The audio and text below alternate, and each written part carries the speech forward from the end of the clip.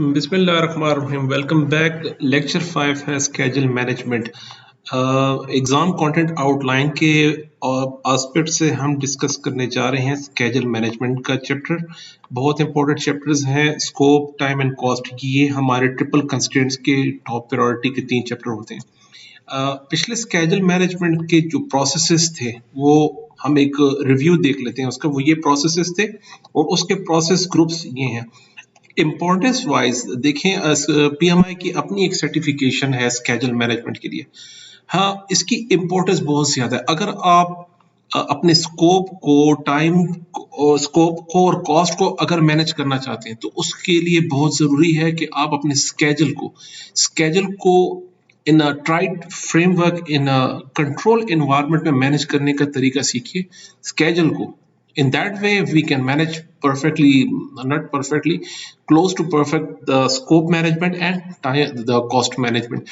तो स्केजल में इन्होंने हम जहां तक एजाइल मैनेजमेंट की बात है तो यहाँ काफी फ्लेक्सिबिलिटी है।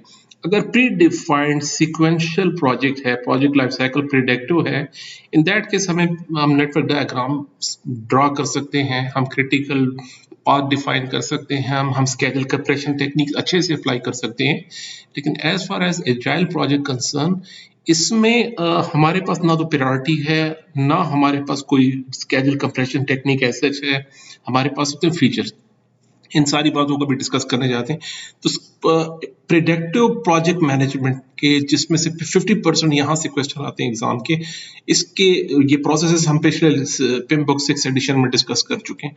उसके प्रोसेस ग्रुप्स ज्यादातर प्लानिंग में ही है और मॉनिटरिंग एंड कंट्रोलिंग में क्लोज का कंट्रोल का स्केजल प्रोजेक्ट्स है। ECO exam content online outline के प्रोस्पेक्ट से जो process to task 6 plan and manage schedule, इसके जो इनेबलर्स हैं ये वो सारी बातें हैं और ये टूल एंड टेक्निक वो सारी टूल एंड टेक्निक्स हैं जो हमने पिछले लेक्चर में डिस्कस कर लिए। लेकिन इसमें कुछ चीजें हैं जो हम यहाँ डिस्कस करने चाह रहे हैं, जैसे कि स्टोरी पॉइंट्स क्या है, इंडिपेंडेंट एस्टिमेट्स क्या है, जो यहाँ जो चीजें एजाइल से रेलिवेंट है वो हम इस लेक्चर में डिस्कस करते हैं। देखें, जैसे मैंने अभी अर्ज किया आपसे कि प्रिडिक्टिव एनवायरनमेंट में हमारे पास सीक्वेंशियल एक्टिविटीज होती हैं। जैसे आप कंस्ट्रक्शन के प्रोजेक्ट को ले लीजिए, वहां पे एक सीक्वेंस है हमारे पास। कोई भी मैन्युफैक्चरिंग उठा लें, प्रोडक्शन उठा लें, हम किसी इंजीनियरिंग प्रोसेस को फॉलो करते हुए अपने एंड रिजल्ट तक पहुंच जाते हैं। लेकिन एजाइल मैनेजमेंट में ऐसा नहीं है। मैं आपको भी एक एग्जाम्पल देना चाहता हूँ। फॉर एग्जाम्पल, हम कहते हैं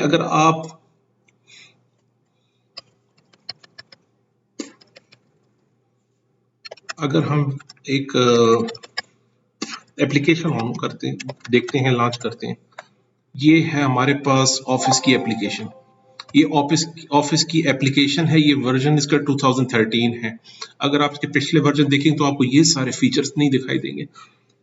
ये काफी इनरिच एप्लीकेशन है। अगर मैं इसको कंपेयर कर रहा हूं अपने नोटपैड के साथ, अब नोटपैड भी किसी हद तक वर्ड प्रोसेसिंग एप्लीकेशन ही है, ये भी वर्ड प्रोसेसिंग है। लेकिन अब आप इसके स्कोप को देखिए, नोटपैड के स्कोप को, और आप एमएस वर्ड के स्कोप को देखिए। बहुत वास्ट एप्लीकेशन है, काफी एनरिच फीचर्स हैं इसके अंदर। अगर आप इसको, इवन इसके अपने कोर्सेज होते हैं, इसकी सर्टिफिकेशन है एमएस वर्ड की अपनी खुद के लिए। इस पे आपको बहुत लर्निंग काम करना पड़ता है। इसमें आप इसकी फीचर्स देखें, एक्सप्लोर कीजिए। अब इस सॉफ्टवेयर को इसके साथ कंपेयर कीजिए। आप ये देखें, ये सिंपल नोटपैड है। इसके जो एक और एप्लीकेशन है, जिसे हम एक और एप्लीकेशन भी है, उसको हम कहते हैं जनाब वर्डपैड। वर्डपैड भी it looks similar to MS Word, but it is not the MS Word. इसमें अलग से फीचर्स ऐड किए गए हैं, देखिए अलग से फीचर्स हैं, लेकिन ये एमएस वर्ड नहीं है। जितना MS word feature rich application है, उतनी ना तो एमएस ये नोटपैड है और ना एमएस पैड है। ये काफी चीज, अब ये मैं एज ए एग्जांपल के तौर पे मैं आपको बताना चाह रहा था। इसी तरह हमारे एजाइल प्रोजेक्ट्स में हम सिर्फ फीचर्स पे बात करते हैं, वहां डिपेंडेंसीज नहीं है, आपने कितने फीचर रखने। दैट्स वाई वहां pay feature driven deployment approach बहुत अप्रोप्रिएट रहती है। आपका प्रोडक्ट ओनर ही बताता है कौन कौन से फीचर्स हाई प्रायोरिटीज पे। यहाँ पे फॉर एग्जाम्पल मेरे पास एमएस वर्ड है, तो जो ये बहुत सारे फीचर्स हैं, लेकिन कुछ प्रायोरिटीज पर होते हैं, हाई प्रायोरिटीज पर होते हैं। जैसे फॉर्मेटिंग हमारी हाई प्रायोरिटीज पर रहती है, फिर उसके बाद इंसर्ट है, फिर डिजाइन देख लीजिए, पेज पे रो लेआउट देख लीजिए, प्रेफरेंसेस, इसको फिर हम प्रायोरिटीज पे रखते हैं। फीचर्स की एक लंबी लिस्ट है, आप सिर्फ एमएस वर्ड की एक फीचर्स की लिस्ट बनाएंगे तो आपको एक लंबी लिस्ट नजर आएगी। उस लिस्ट में जो हाई प्रायोरिटीज के फीचर्स हैं, जो कि हमारा प्रोडक्ट ओनर डिफाइन करता है कि इस सॉफ्टवेयर में ये फीचर तो जरूरी है, ये तो आप जरूर रखिएगा। सो इन दैट केस हमारे पास फीचर्स की लिस्ट है जिनकी अपनी अनसर्टेनिटीज है, जिनके अपने एस्टिमेट्स हैं, जिनके अपने एक स्कोप, खुद के लिए एक अपना एक स्कोप है हर फीचर का। उसकी हम एक बैकलॉग डायरेक्टरी बनाते हैं। उसके हिसाब से अब हमें ये देखना है कि इस प्रोजेक्ट पे कंप्लीट प्रोडक्ट को डेवलप करने में कितना टाइम लगता है। इसलिए जो हाइब्रिड एनवायरनमेंट है उसमें इंडिपेंडेंट वेरिएबल्स या आप कह सकते हैं पैरामीटर्स, यहाँ पे हम कह सकते हैं फैक्टर्स कह सकते हैं कि एक फीचर का दूसरे पे कोई डिपेंडेंसी ही नहीं है। हाँ, प्रिडिक्टिव एनवायरनमेंट में डिपेंडेंसी थी, डेफिनेटली आपको पहले डिगिंग करनी थी, फिर आपने डीपीसी करनी थी, फिर आपने वॉल बनाने थे, फिर उसके ऊपर आपने कंक्रीट करनी थी, उसके बाद इंटीरियर जो उसका इंटीरियर काम शुरू होगा वो बात, एक सीक्वेंस है, डिपेंडेंसी जरूर है, लेकिन यहाँ ऐसी डिपेंडेंसी नहीं है। सो यहाँ पर जिस तरह हमने डिफाइन सीक्वेंस एक्टिविटी के अंदर आपने इंडिपेंडेंट फीचर्स को एस्टिमेट करना होता है, इसलिए थोड़ा सा ट्रिकी है ये part of the project management.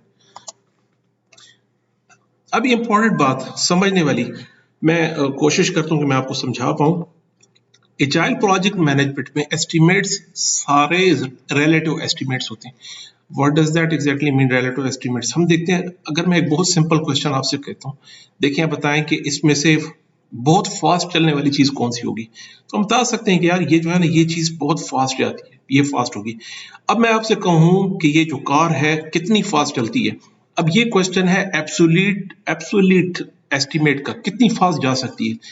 अब ये इसका आंसर देना थोड़ा मुश्किल है, लेकिन अगर मैं आपसे कहूं कि ये ज्यादा फास्टर है या ट्रेन ज्यादा फास्टर है, ज्यादा जल्दी कौन सी फास्टर, अब कंपैरिजन, जब हम कंपैरेटिव एस्टिमेट्स करते हैं तो आपको एक आंसर दे सकते हैं, भाई मेरे ख्याल से ये ज्यादा फास्टर होगी या ये ज्यादा फास्टर होगी as compare to this product, इसके मुकाबले में ये ज्यादा फास्टर है और इसके मुकाबले में ये ज्यादा फास्टर है। इस तरह हम रिलेटिव एस्टिमेट्स, यहाँ पे हम एजाइल प्रोजेक्ट मैनेजमेंट में रिलेटिव एस्टिमेट्स पे फोकस करते हैं। एब्सोल्यूट एस्टिमेट ऐसे सच नहीं बताया जा सकता, ये सारी क्वालिटेटिव फिगर्स हैं, क्वालिटेटिव इंटेलेक्चुअल टास्क है सॉफ्टवेयर डेवलपमेंट का। मुख्तलिफ सॉफ्टवेयर डेवलपर साथ बैठते हैं, अपने अपने एक्सपीरियंस और अपनी अपनी नॉलेज के बेस पे एक एस्टिमेट देते हैं। तो उसको एस्टिमेट करना इतना आसान नहीं रहता, लेकिन उसको कैसे आसान किया जाता है वो हम समझने की कोशिश करते हैं। फिर हम ये कहते हैं कि ग्रुप कर लेते हैं फीचर्स को। फीचर्स की बात हम पिछले लेक्चर में कर चुके हैं। फीचर्स को ग्रुप करते हैं जिसको एस्टिमेट करना आसान हो जाए। फिर हम आते हैं स्टोरी पॉइंट्स पे, बेस ऑफ रिलेटिव एस्टिमेट्स। हम कहते हैं यार मुख्तलिफ फीचर्स थे हमारे पास, बहुत सारे फीचर हैं, बताएं इन फीचर्स में कौन कौन से टास्क ज्यादा टाइम लेंगे और कौन से टास्क कम टाइम लेंगे। हमारे पास फीचर लिस्ट होती है और एक बैकलॉग तैयार किया जाता है, जैसे हमने एजाइल मैनेजमेंट में डिस्कस किया था, स्क्रम मैनेजमेंट का टॉपिक है, उसमें कहते हैं यार ये कुछ फीचर्स इसमें ज्यादा टाइम लेंगे, ज्यादा उस पर एफर्ट लगेगी, अनसर्टेनिटी भी ज्यादा है, और कुछ फीचर्स ऐसे हैं कि उस पर इतना टाइम नहीं लगने वाला, वो थोड़े टाइम में हो जाएंगे लेकिन प्रायोरिटी में भी कम है, ये हाई प्रायोरिटी पर है। तो स्टोरी पॉइंट्स वो फीचर्स हैं या ग्रुप ऑफ फीचर्स हैं जिसको हम रिलेटिव एस्टिमेट्स की बेस पे अपने कंप्लीट प्रोडक्ट बैकलॉग का एस्टिमेट लेकर आते हैं। इस सॉफ्टवेयर को कंप्लीट डेवलप करने पे कितना टाइम लगेगा, दिस इज लिटिल बिट, आप कह सकते हो हमारी इसके ऊपर डिबेटेबल क्वेश्चन है ये। कह सकते हैं कि ज्यादा लगेगा या थोड़ा लगेगा, अब उसको हम समझने की कोशिश करते हैं। यहां पे काम किया जाता है रिकॉग्नाइजेबल लैंडमार्क्स पे। लैंडमार्क्स कैसे, हम कह सकते हैं कि यार अगर बताएं सूरज और जमीन का कितना डिफरेंस है, कितना बड़ा है सूरज जमीन से, तो उसको एब्सोल्यूट फिगर्स बताना या समझाना काफी मुश्किल है, बजाय इसके कि हम एक पिक्चर से समझा सकें कि बाकी जितने भी हमारे पास सियारे हैं वो चांद के मुकाबले कितने छोटे या कितने बड़े हैं और कितने हद तक छोटे। इसे कहते हैं रिलेटिव एस्टिमेशन। इसे इजीली आप समझ सकते हैं। आप कहोगे कि आप बताएं कि आप या इसका मुकाबला इसके साथ कर सकते हैं सूरज के साथ, नहीं यार ये तो बहुत छोटा है यार, तो बहुत ज्यादा इसको देख लें, इसको देख लें, या इसको देख लें, प्लूटो को देख लें। प्लूटो का मुकाबला आप सूरज से कर सकते हैं या समझा सकते हैं कि यार ये कितना छोटा है। आई एम श्योर कि मैं इस पिक्चर से समझा सकता हूँ, बजाय इसके कि मैं मैथमेटिकल फिगर्स कैलकुलेशंस आपके सामने लेकर आऊं कि यार ये इतने लाख गुना सूरज से छोटा है। शायद वो लाखों वाली बात हमारे समझ में ना आए। ये पिक्चर आपको बहुत अच्छे से समझा सकती है कि प्लूटो सूरज से कितना छोटा है। यही चीज यहां हम करने की कोशिश करते हैं, हम लैंडमार्क्स डिफाइन करते हैं। यानी आप कहते हो कि ये एमएस वर्ड का सॉफ्टवेयर है, एमएस वर्ड का, तो नोटपैड इससे कितना छोटा हो सकता है। आप कहोगे यार नोटपैड, एमएस वर्ड को देखिए और नोटपैड को देखें, इसके फीचर्स तो हमने इसके ऊपर जब अगर काम किया हुआ है, एमएस वर्ड की कंप्लीट डिप्लॉयमेंट हुई हुई है, इसका प्रोजेक्ट प्लान हमारे पास है, हम इसका एस्टिमेट्स हमारे पास है, तो इसके मुकाबले में इसको कंप्लीट करना हमारे लिए क्या बड़ी बात है, या इसको एस्टिमेट करना क्या बड़ी बात है। तो बड़ी चीज के साथ छोटे को कंपेयर करके हम एक अंडरस्टैंडेबल पॉइंट पर, एक जस्टिफाइबल पॉइंट पर आने की कोशिश करते हैं। उसकी एक और टेक्निक होती है T shirt sizing. T shirt size में क्या करते हैं, जैसे हमें बताया जाता है कि आपका साइज लार्ज है, मीडियम है, स्मॉल है, एक्स्ट्रा स्मॉल है, एक्स्ट्रा लार्ज है, एक्स्ट्रा लार्ज है, हम रिलेटिव साइजिंग करते हैं। इसी तरह हम ये कहते हैं कि हमारे सॉफ्टवेयर के कुछ फीचर्स हैं, कुछ स्टोरी पॉइंट्स हैं, जिसे हम कह सकते हैं उसका साइज क्या होगा, कह रहे हैं मीडियम, और उसकी वैल्यू कितनी है कंपनी में। हम कह रहे हैं बिल्डिंग पेरोल मास्टर पेज, इसका साइज क्या है, मीडियम, और इसकी इंपॉर्टेंस क्या होगी हमारे जो सिस्टम उसमें कह रहे हैं मीडियम ही है। कैलकुलेट द पेरोल, इसका साइज क्या है, हाई, साइज इसका बड़ा है, और इंपॉर्टेंस क्या है, इंपॉर्टेंस भी बड़ी है, हाई वैल्यू है। Integrated with other software systems, उनके साथ कहते हैं वॉल्यूम इसका ज्यादा है लेकिन इंपॉर्टेंस इतनी नहीं है इसकी। तो हम करते हैं टी शर्ट साइजिंग। इसे कैसे, इसे this is also known as coarse grained. Coarse grained ऐसे देखते हैं जब हम आटे को छानते हैं तो उसमें जो बड़े बड़े दाने होते हैं वो ऊपर ऊपर आ जाते हैं, सामने आ जाती हैं, उसे कहते हैं कोर्स ग्रेन्ड, ये वो वर्ड है। तो हम ये कहते हैं सॉफ्टवेयर के वो फीचर्स, बड़े बड़े फीचर्स जो इंपॉर्टेंस वाइज और अपने साइज वाइज अंडरस्टैंडेबल है, एस्टिमेटेबल है, जो एडजस्टेबल है, या हम उसे कह सकते हैं आप उसको जस्टिफाई कर सकते हैं एस्टिमेट में। उसको एक लिस्ट के अंदर स्टोरी पॉइंट्स लिखते हैं, उनका साइज बताते हैं और उसकी वैल्यू डिफाइन करते हैं। फिर जो आपका जो प्रोडक्ट ओनर है, फिर वो आपको बताएगा कि आया आपने इस फीचर पे, इस स्टोरी पॉइंट के इस फीचर पे काम करना है या नहीं करना, और आपने इस स्टोरी पॉइंट के इस फीचर पे काम करना है या नहीं करना, फिर प्रोडक्ट ओनर आपको बताएगा साहब। अब आते हैं हम एस्टिमेशन के पॉइंट पर, agile project management estimates. The question is still open how we can estimate the agile project features. हम relative absolute को तो समझ चुके हैं, लेकिन अब उसको कैसे समझेंगे। जैसे मैं आपको शुरू से बता रहा हूँ कि प्रोजेक्ट सॉफ्टवेयर डेवलपमेंट में ज्यादा काम हमारे पास स्टोरी पॉइंट एस्टिमेशन पर है। The unit of measure for the effort, कह रहे हैं आपके पास जो फीचर्स हैं उसको आप कैसे एस्टिमेट करते हैं। तो देखिए इसमें कुछ चीजें समझने के लिए सबसे पहले हम ये देखते हैं कि फनल ऑफ अनसर्टेनिटी क्या होती है। फनल ऑफ अनसर्टेनिटी ये होती है कि हम अपने फीचर्स को फर्स्ट टाइम एनालाइज करते हैं अनसर्टेनिटी के लिए, रिस्क के लिए। तो हम कहते हैं यार इसके अंदर, उसे कहते हैं रफ ऑर्डर ऑफ मैग्नीट्यूड, उसका वेरिएंस -25 से +75% हो सकता है इस एस्टीमेट्स में। यानी जो आपने टाइम और कॉस्ट बताया है, अनसर्टेनिटी ज्यादा होने की वजह से उसकी रेंज काफी ज्यादा है, यानी हम ज्यादा कॉन्फिडेंट नहीं है इसके एस्टीमेट में। ये होता है इनिशियल। फिर हम 2 वीक्स में या 3 वीक्स में उसका बैकलॉग रिव्यू करते हैं, फिर देखते हैं उसका रिस्क लेवल, क्योंकि हम कुछ फीचर्स पे काम कर चुके हैं तो हमारा risk level as compare to the previous version, इस वर्जन में थोड़ा कम हो जाता है। जो हमारे पास हम कह रहे हैं बजटेड एस्टीमेट की रेंज में आ जाते हैं, जो -10 to 25 +25 पर आ जाते हैं। हम कहते हैं ये एस्टीमेट हमारे अब रियल फिगर से कुछ करीब आ चुके हैं।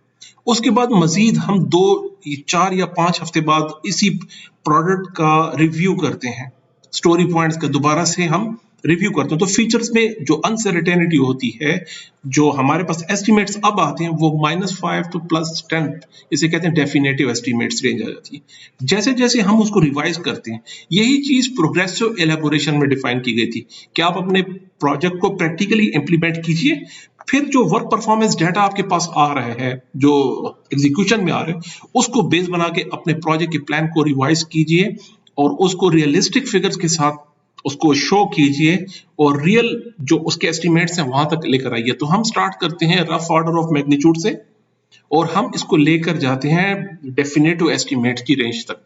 तो इसे कहते हैं फनल ऑफ अनसर्टेनिटी। जैसे जैसे प्रोजेक्ट कंप्लीट होता है अनसर्टेनिटी का ग्राफ साथ साथ गिरना शुरू हो जाता है।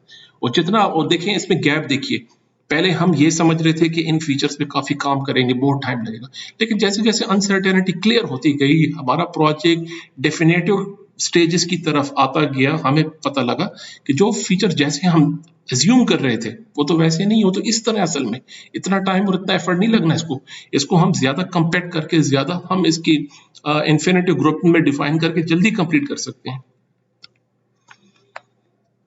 अब इसी की एक दूसरी जो बैकलॉग रिफाइनमेंट क्या होती है, बैकलॉग रिफाइनमेंट यही चीज होती है कि हम कुछ बैकलॉग की रिफाइनमेंट कुछ वीक के बाद after passage of some time कह सकते हैं 2 और 3 वीक्स के बाद उसी बैकलॉग को दोबारा से एस्टिमेट करके हम अनसर्टेनिटी को समझने की कोशिश करते हैं। अब कैसे होते हैं, इसे कहते हैं बैकलॉग, इसे कहते हैं बैकलॉग रिफाइनमेंट फ्रीक्वेंसी की कहा जाता है। रिलेटिव एस्टिमेट की एक बहुत इंपॉर्टेंट एक थ्योरी है फिबोनाची सीरीज से हम उसे समझ लेंगे। इसके जो हम एस्टिमेट्स या स्टोरी पॉइंट के एस्टिमेट को रखते हैं वो हम पॉइंट्स में रखते हैं, कितने पॉइंट आप देते हैं। तो ज्यादातर जो एस्टिमेटर्स होते हैं जो बैठते हैं उन्हें कहते हैं यार हमारे पास 1 से लेकर 20 तक या 1 से लेकर 100 तक नंबर्स हैं, आप बताएं इस फीचर पे कितना टाइम लगेगा या कितनी एफर्ट लगेगी। तो वो मोस्टली फिबोनाची सीरीज होती है। फिबोनाची सीरीज कैसे होती है, देखें वो सीरीज है ये वाली। अब कैसे 1 + 1 2, 2 + 1 3 और फिर 3 + 2 5, 5 + 3 8, 8 + 5 13 एंड सो ऑन, 13 + 8 21। ये है फिबोनाची सीरीज। ये फिबोनाची सीरीज की सीक्वेंस इसी तरह है 2 + 1 3, 3 + 2 5, 5 + 3 8, 8 + 5 13। तो फिबोनाची सीरीज इस तरह, तो इससे बेस बनाया जाता है एस्टिमेशन, स्टोरी पॉइंट एस्टिमेशन या एजाइल प्रोजेक्ट एस्टिमेशन के लिए।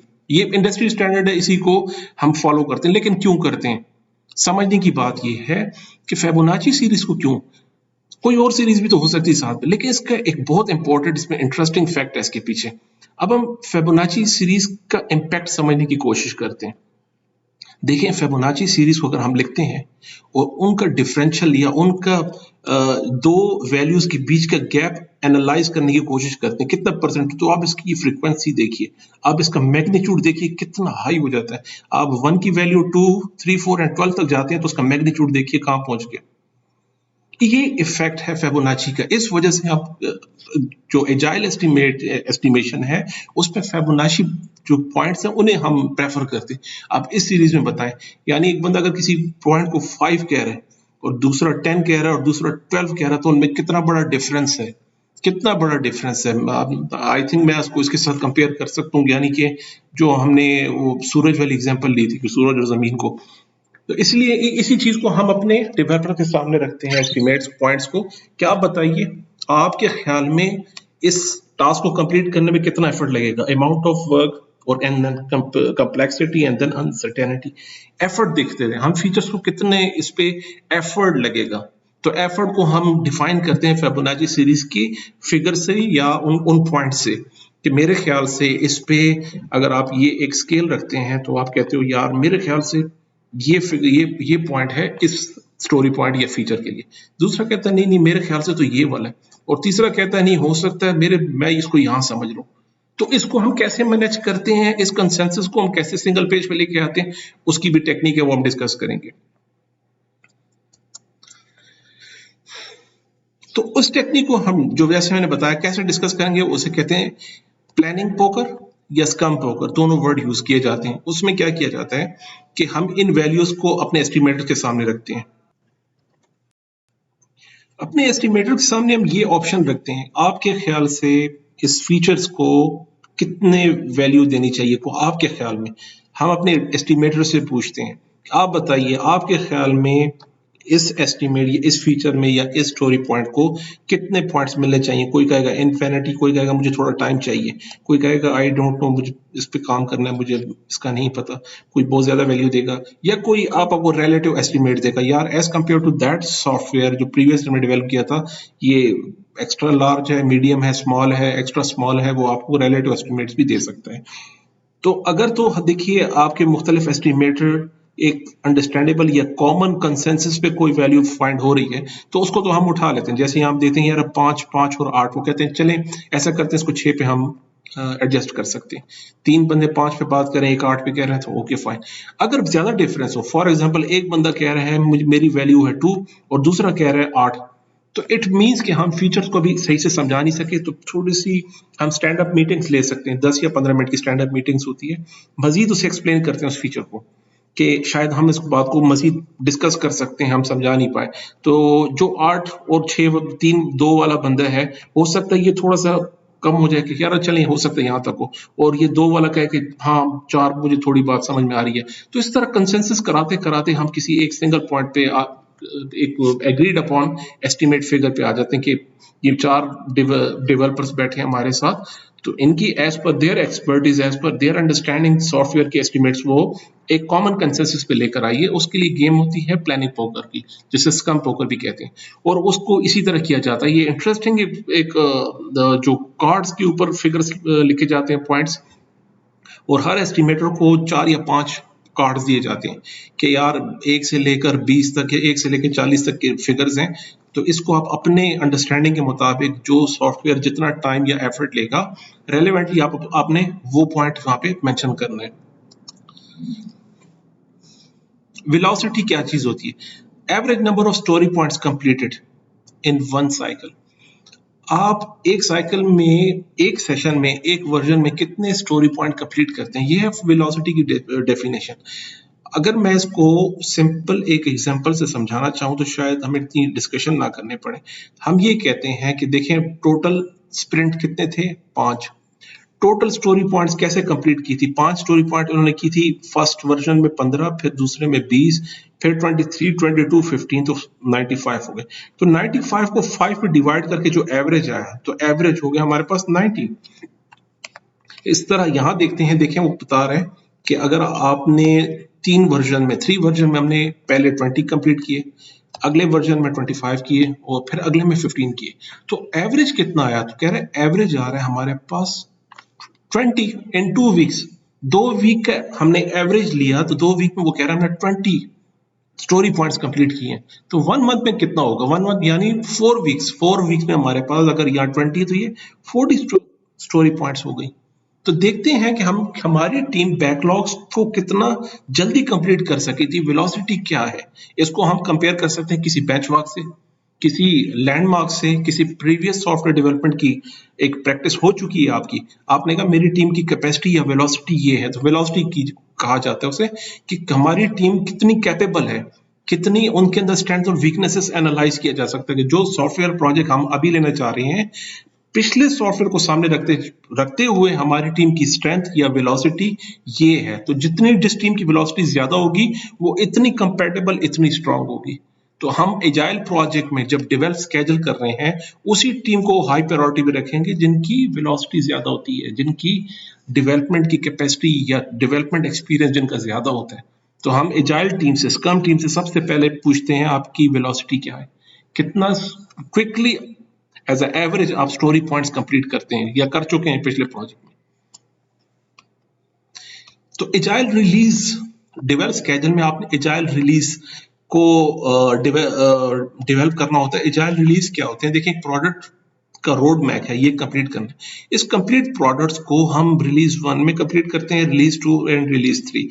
आइट्रेशन में, जैसे हम शुरू से बात कर रहे हैं, एजाइल प्रोजेक्ट्स आइट्रेशन में कंप्लीट किए जाते हैं। फिर आइट्रेशंस में फंक्शन 1 2 3 एंड देन फंक्शन 2 1 2 3, ये मुख्तलिफ रिलीज है। रिलीज 1 में, फिर रिलीज 2 में, फिर रिलीज 3 में, इसमें आइट्रेशन पे काम की। और हर आइट्रेशन के अंदर स्टोरी पॉइंट्स हैं, स्टोरी पॉइंट्स को कंप्लीट किया जाता है। जितने जितने स्टोरी पॉइंट्स उतने फंक्शन, हर फंक्शन में मल्टीपल स्टोरी पॉइंट्स होते हैं, यानी फीचर्स होते हैं हमारे। तो जैसे कि हम यहाँ देख सकते हैं कि टास्क एस्टिमेटेड इन आवर्स, तो स्टोरी पॉइंट्स को एस्टिमेट करना तो आसान है। हम जिस तरह वर्क ब्रेकडाउन स्ट्रक्चर पे लास्ट वर्क पैकेजेस से आके एक्टिविटी लिस्ट पे आ जाते हैं और उसे एस्टिमेट करना हमारे लिए आसान हो जाता है, इसी तरह हम टास्क को एस्टिमेट करते हैं, उससे सम अप करके फंक्शंस पे आ जाते हैं, उससे सम अप करके हम रिलीज पे आ जाते हैं कि रिलीज का एस्टिमेट करना, और यही एस्टिमेट किया जाता है स्टोरी पॉइंट को, रिलीज को, मल्टीपल स्टोरीज को जब सम अप किया जाता है फंक्शंस में और रिलीज में और आपका प्रोडक्ट रोड में, तो आप कंप्लीट बैकलॉग को एक हम कह सकते हैं क्वाइट क्लोज एस्टिमेशन या क्वाइट क्लोज फिगर्स हमारे सामने आ जाती है कि पिछले प्रोजेक्ट पे इतना टाइम और इतना कॉस्ट लगा था, तो उससे कंपेयर किया जाए तो ये सॉफ्टवेयर भी उसी रेंज का है तकरीबन, तो इस पे भी तकरीबन राउंड राउंड अबाउट इतना टाइम लग सकता है। जनाब कॉमुलेटिव फ्लो डायग्राम क्या होता है? वैल्यूएबल टूल है प्रोजेक्ट के जो वैल्यूएबल जो फॉरकास्टिंग की जाती है, ट्रैकिंग किया जाता है इश्यूज को कि हमारे प्रोजेक्ट के टास्क या एक्टिविटीज किस स्टेज पे हैं, प्रीवियसली उनकी उनका पोस्चर क्या था इश्यूज का या टास्क का। इससे हम एक एग्जांपल से समझने की कोशिश करते हैं। एक एक्सेल की शीट है मेरे पास, यहाँ पे हम डिफाइन करते हैं डेट और टास्क लिस्ट, रेडी कितने टास्क हैं, फिर डेवलपमेंट में कितने आ गए, टेस्टिंग में कितने हुए और डिप्लॉय कितने हो गए। तो यकम 1 अक्टूबर को हम कह रहे हैं 10 टास्क थे, फिर 7 रेडी हो गए और 3 चले गए डेवलपमेंट में, फिर रेडी में 1 रह गया, डेवलपमेंट में 5 रह गए इस तारीख पर, और टेस्टिंग में 3 आ गए और डिप्लॉय हो गया 1। ये अब मेरा 3 तारीख को। 4 तारीख हम कहते हैं रेडी में कोई क्यू में कोई टास्क नहीं है, डेवलपमेंट में 5 चले गए, टेस्टिंग में 2 आ गए और डिप्लॉय हो गए 3। इसी तरह 5 तारीख को ना तो रेडी में है ना डेवलपमेंट में, टेस्टिंग में 5 है, डिप्लॉयमेंट में 5 हो गए, और आखिर में 6 तारीख को हमारे सारे डिप्लॉय हो गए, 10 के 10 टास्क मेरे पास यहाँ पे कंप्लीट हो गए। इसको आप ग्राफिकली समझते हैं, हम अगर इस डायग्राम को देखते हैं तो यहाँ हमें ये दिखाई दे रहा है, ये जो येलो कलर है, ये जो हमारे पास कलर है इसको कह रहे हैं रेडी, और दूसरे कलर में कह रहे हैं डेवलपमेंट। एग्जैक्टली कलर नहीं पता कौन सा है, डेवलपमेंट है, फिर टास्क है, फिर डिप्लॉयड है। अब देखिए यहाँ से कलर से पता लग रहा है कि यकम 1 अक्टूबर से काम शुरू हुआ है, इस पे कितना टाइम टास्क है हमारे पास, 10 7 1 और फिर 3 5 और फिर 0, फिर 0 फिर 3 5 और फिर ये मेरे पर डिप्लॉयड हो गए। पहले 3 तारीख पर 1 हुआ, फिर अगर अब इसको मैं थोड़ा सा डिस्टर्ब करता हूँ इस पिक्चर को, मैं कहता हूँ कि 2 तारीख को 7 नहीं थे, 2 तारीख को वो हो गए थे 9 और यहाँ पे मेरे पास था 1। अब देखिए उसकी शेप, आप इसकी शेप पे जरा फोकस कीजिएगा, फिर हम नेक्स्ट डेट कहते हैं। अब हम ये इस फिगर्स को थोड़ा सा डिस्टर्ब कर रहे हैं, हम इसको जरा सा पहले जो हमने बात की थी वो थी ऑर्डिनरी, अब हम इसको जरा करते हैं, जरा एक्सेप्शनल केसेस पे लेकर आते हैं। अब हम कहते हैं कि यार 3 तारीख पे मेरे पास 60 टास्क यहाँ रह गए और मेरे पास 3 यहाँ रह गए और 2 यहाँ रह गए और यहाँ हो गए 0। अब आप इसकी फिगर देखिए, अब आप इस शेप पे देखिए कि अब इसको देखें, ये जो रेडी टास्क हैं 1 तारीख से लेकर 4 तारीख तक कितने स्क्यूड हो गए हैं, जितने यहीं पर पेंडिंग पड़े। अब आप इस डायग्राम से देख सकते हैं, जब आप मैनेजमेंट को प्रेजेंट करते हैं कहते हैं यार आपका ये टास्क जो यहाँ रेडी पे पड़े हैं, जिन पे काम अभी हुआ ही नहीं है डेवलपमेंट का, वो यहाँ से लेकर यहाँ तक देखें कितने डिस्टर्ब है, कितना स्लो परफॉर्मेंस अपनी देख लीजिए, खुद परफॉर्मेंस देखिए। अब हम मजीद आगे चलते हैं, हम कहते हैं यार फिर 7 से ये हो गया 5, बहुत स्लो, मतलब इंतहाई नालायक लोग आपके प्रोजेक्ट पे काम कर रहे हैं सॉफ्टवेयर डेवलपमेंट पे, तो अब देखिए किस तरह इसको हम वेरिएट कर सकते हैं। ये हो गया 2, 3 हो गया, 2 हो गया और ये हो गया 0। ठीक है, अब देखिए हम उसको डिस्टर्ब करते हैं, हम कह रहे हैं यहाँ पर 3 हो गया और यहाँ पे मेरे पास हो गए 5 या 4 कर लेते हैं, और यहाँ पे मेरे पास हो गए 2 और यहाँ मेरे पास 3, टोटल हमारे पास 10 हो जाएंगे। ठीक है, अब मजीद आगे जाते हैं, हम कहते हैं यहाँ पे मेरे पास अगर फॉर एग्जांपल 0 कर लेते हैं, काम खत्म हो गए सारे, और डेवलपमेंट में अभी भी तकरीबन 2 टास्क पड़े हैं, यहाँ पे मेरे पास 3 पड़े हैं और ये मेरे पास तकरीबन 5 हो गए। तो अब आप अपनी टीम की परफॉर्मेंस अब देखिए, पहले क्या फिगर थी और अब देखिए अब क्या है, यानी अब सिर्फ रेडी स्टेट देखिए कहाँ से कहाँ पहुंच गई है। तो कम्युलेटिव फ्लो डायग्राम हमें यही दिखा रहा होता है कि आपकी टीम माशाल्लाह कितनी अच्छी है या माशाल्लाह कितनी परफेक्ट है, वो आप देख सकते हैं। हम इसको अगर रिवर्ट करने की कोशिश करते हैं पुरानी फिगर्स में कि पहले क्या था और अब क्या हो गया, अब ये इनिशियल फेज पे आ गए, जो हमने शुरू में फिगर देखी थी। तो कम्युलेटिव फ्लो डायग्राम से हम प्रोजेक्ट परफॉर्मेंस एनालाइज करते हैं। ये this is some kind of आप कह सकते हो मॉन्टी कार्लो अप्रोच, जहाँ पे व्हाट इफ, वो तो व्हाट इफ था, वहां पे हम सिमुलेशन करते हैं, व्हाट इफ की सिनेरियो को डिस्कस करते हैं। लेकिन कम्युलेटिव में हम रन टाइम पे परफॉर्मेंस चेक कर रहे होते हैं। यही जो पार्ट है, यही पार्ट है डेवलप स्केड्यूल का। जब आप स्केड्यूल डेवलप कर रहे हो तो प्रीवियस आप कम्युलेटिव फ्लो डायग्राम्स देख सकते हैं। आपका अगर आप आइट्रेशन में काम कर रहे हैं, फर्स्ट आइट्रेशन पे क्या परफॉर्मेंस थी, फिर नेक्स्ट आइट्रेशन पे क्या परफॉर्मेंस थी, तो परफॉर्मेंस को बेस रखते हुए, परफॉर्मेंस को स्टैंडर्ड रखते हुए हम अपना स्केड्यूल डेवलप कर सकते हैं। दैट के साथ जहां पे हमारे पास कोई रेफरेंस ना हो, हमारे पास पिछला ऐसा कोई सॉफ्टवेयर नहीं बना था एमएस वर्ड टाइप का फॉर एग्जांपल, तो हम ये कहते हैं आप शुरू के कुछ टास्क कंप्लीट कीजिए। पहले ऐसे करें, नोटपैड बना लें, नोटपैड से आपको कुछ अंदाजा हो जाएगा आपकी टीम कितनी अच्छी है। फिर आप एमएस पैड पे आ जाइए, उसके फीचर डेवलप कीजिए। फिर इस तरह आपको कुछ ना कुछ अंदाजा होगा कि एमएस वर्ड बनाने में कितना टाइम और कितनी कॉस्ट लगेगी। फिर हमें कुछ ना कुछ अंदाजा हो जाता है। तो यही डेवलपमेंट, यही schedule development approach agile management में यूज की जाती है, और ये इफेक्टिव तरीका है। और एब्सोल्यूट को तो हम एस्टिमेट कर सकते हैं, लेकिन रिलेटिव एस्टिमेशन इस तरह की जाती है। तो इस चैप्टर से रेलिवेंट आपके कोई भी क्वेश्चन है, प्लीज ईमेल कर सकते हैं, कॉन्टेक्ट में रहिएगा, और मिलते हैं इंशाल्लाह नेक्स्ट लेक्चर में जी। अल्लाह हाफिज।